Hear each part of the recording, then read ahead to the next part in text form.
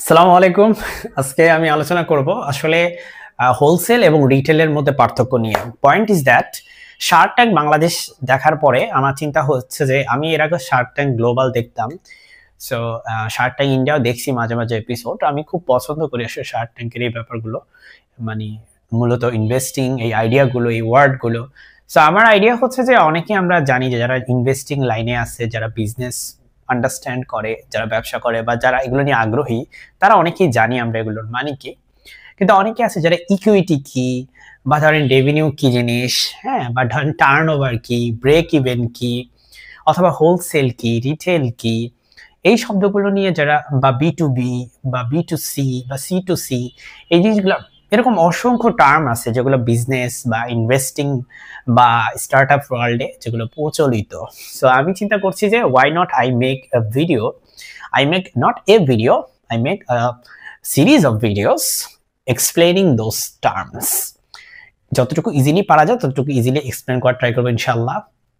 যেমন ধরেন যে হঠাৎ করে এবিটা শব্দটা আসলো, আপনি তো অবাক হয়ে যাবে, এবিটা কি জিনিস, ক্রেডিট পিরিয়ড এই শব্দটা আসলো, আপনি চিন্তা করলেন যে তাই তো ক্রেডিট পিরিয়ড কি জিনিস।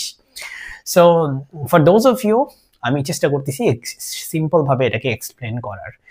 আপনি যদি চান আমাকে ক্রিটিসাইজ করতে পারেন কমেন্ট বক্সে, আমি এক্সপেক্ট করবো যে একটু কনস্ট্রাকটিভ ক্রিটিসিজম যেন করেন, যেখান থেকে আমিও কিছু শিখতে পারি ইনশাল্লাহ।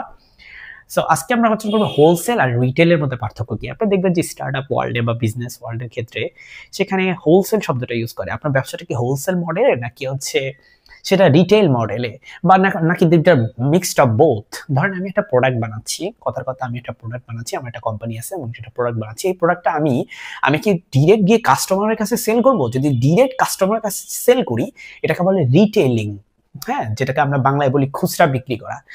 আবার যেটা হচ্ছে যে ধরেন যে আমি সেটা না, আমি কাস্টমার কাছে বিক্রি করতেছি না, আমি সেটা হচ্ছে বিক্রি করছি বিভিন্ন ব্যবসায়ীদের কাছে বা বিভিন্ন রকম লেটস সে আরো অন্যান্য ডিস্ট্রিবিউটরদের কাছে বিক্রি করতেছি, তারা যে কাস্টমার কাছে বিক্রি করতেছে, এটা হচ্ছে বি টু বি, বা যেটাকে আমরা বলি হোলসেল। আমি বাল্ক অ্যামাউন্টে বিক্রি করব।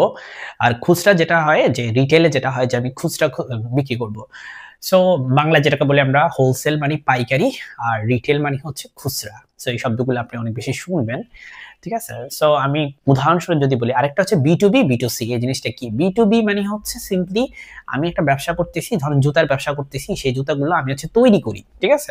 ধরেন আমি ম্যানুফ্যাকচার করি, করে, বা আমি ধরেন জাস্ট চায়না থেকে আমদানি করি, ইম্পোর্ট করি, যেটাই করি আমি করে হচ্ছে এখানে বিভিন্ন ব্যবসায়ীদের কাছে সেগুলো বিক্রি করি। সো এটা হয়ে গেল বি টু বি, মানে বিজনেস টু বিজনেস। আর যদি আমি সরাসরি জুতাগুলো এনে আমি যদি কাস্টমারের কাছে বিক্রি করি, ধরুন আমার একটা স্টোর আছে, আমার 2টা স্টোর আছে, বা আমার 10টা স্টোর আছে, বা আমার একটা অনলাইন শপ আছে যেখানে আমি বিক্রি করি, এটা হয়ে গেল বি টু সি, মানে বিজনেস থেকে হচ্ছে কাস্টমার, ডিরেক্ট কাস্টমার বা কনজিউমারের কাছে যাচ্ছি আমি, ঠিক আছে, consumer. So B to B মানে হচ্ছে আমি ব্যবসায়ীদের কাছে বিক্রি করতেছি আমার ব্যবসাটা, আর যদি সি হয় তাহলে আমি কনজিউমারের কাছে বিক্রি করতেছি, কনজিউমার বা যারা হচ্ছে গ্রাহক, তাদের কাছে বিক্রি করতেছি। আশা করি হোলসেল আর রিটেলের মধ্যে পার্থক্য বোঝা গেছে, এবং B to B, B to C এইগুলোর মধ্যে পার্থক্য বোঝা গেছে। সো আসসালামু আলাইকুম।